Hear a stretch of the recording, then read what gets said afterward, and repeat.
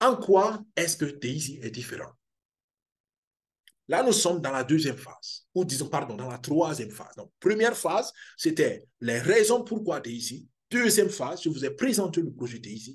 Et troisième phase, je veux encore sortir quelques différences du projet. D'abord, l'architecture. L'architecture de l'intelligence artificielle d'Andotech fait que Daisy est extraordinaire. Il y a des vidéos qui détaillent cela, allez-y les voir. Aujourd'hui, nous les prenons simplement en synthèse.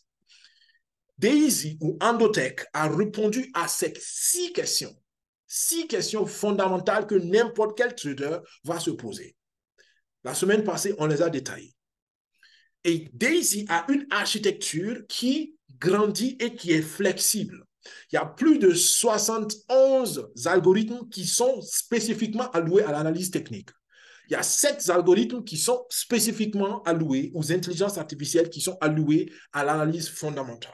Si analyse technique, analyse fondamentale, c'est nouveau pour vous, vous ne savez pas c'est quoi, il y a des vidéos qui détaillent cela. Et Daisy a 12 intelligences artificielles pour modéliser les marchés et savoir on parle de quoi exactement? Quel est le type de marché? Et en fonction du type de marché maintenant, on peut appliquer grâce à l'analyse technique et à l'analyse fondamentale la bonne stratégie de trading pour gagner.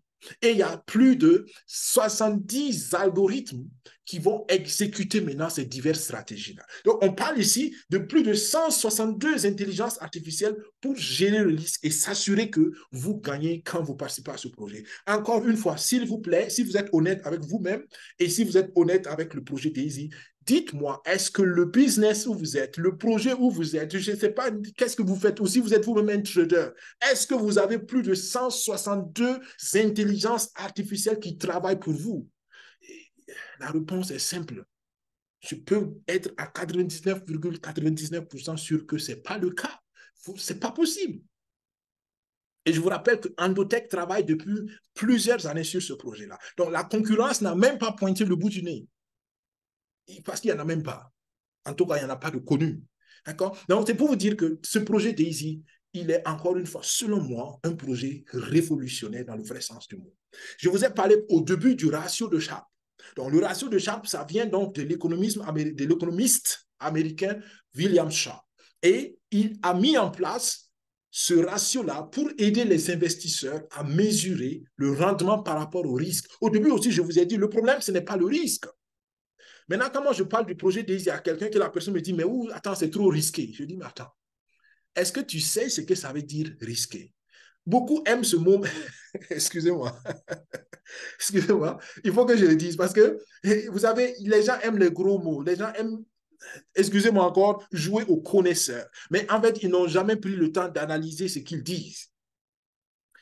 Quelqu'un qui ne parle que du risque dans un projet, en réalité, il n'a rien compris. Il n'a pas compris que le risque fait partie de tout projet. Et un projet sans risque, c'est ça même qui est le plus risqué. Maintenant, le mariage risque et rendement, c'est ce qu'il faut analyser, ou la combinaison risque et rendement. Donc, quand quelqu'un vous parle seulement du risque et il n'évoque même pas le rendement, automatiquement, vous pouvez conclure que c'est quelqu'un qui ne sait pas de quoi il parle.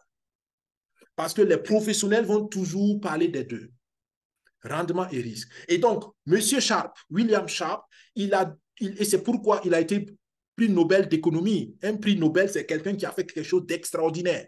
Donc, il a pu mettre en place un indicateur qui permet aux gens de parler des deux en même temps. Est-ce que vous comprenez? Ça, c'est déjà une formation. D'accord? Donc, cet indicateur permet d'être un expert dans le domaine. Pourquoi? Parce que vous ne parlez pas que du risque ou bien que du rendement. Parce que quand on parle seulement que du rendement, ça aussi, ce n'est pas correct. Donc, vous parlez des deux en même temps grâce à un seul chiffre. Et ça, c'est le ratio de Sharpe. Il faut comprendre la définition. Je l'ai dit plus tôt. Le ratio de Sharpe vous donne le rendement par unité de risque. Et vous voyez l'évolution que le projet Daisy a fait. En juin, on était à presque 4 fois le rendement par unité de risque. Et je défie toute personne qui est au sérieux. Je ne parle pas de ceux qui veulent s'amuser ou qui ne sont même pas au sérieux avec eux-mêmes. D'accord? Pour toute personne qui est au sérieux avec son avenir financier, je le défie de me donner un projet qui concurrence en termes de ratio de Sharpe le projet Daisy. OK? Donc, si vous en trouvez, faites-moi signe, on va discuter. D'accord? OK. Donc, tout ça, je dis pour que vous soyez rassurés, les amis, que ce projet-là, il n'est peut-être pas parfait, il y a encore beaucoup de choses à régler, mais il est rentable. Il est rentable. Et pour toute personne qui veut de la rentabilité, en tenant compte du risque, le projet DAISY est très recommandable selon moi. Donc, ratio de Sharpe de 4, c'est ce que le projet DAISY vous donne. Vous n'êtes pas obligé de jouer le jeu comme moi je le joue. Vous n'êtes pas obligé de jouer le jeu comme d'autres grands leaders ou d'autres grands réseauteurs le jouent. Non, vous pouvez jouer le jeu simplement avec vos ressources. Vous dites, OK, je veux simplement participer au projet. Donc, vous êtes un supporter, vous êtes un fan du projet. Vous avez compris que le projet est bon pour vous. OK, c'est bon. Et vous contribuez au projet, vous bénéficiez des gains du projet. Ça vous suffit. Il n'y a pas de souci. Vous avez le droit. Mais moi, je recommande à toute personne qui a bien compris et qui veut aller loin d'être un acteur. Et c'est ce que moi, je suis parce que les bénéfices sont beaucoup plus. Vous pouvez les lire vous-même ici sur ce diapositive.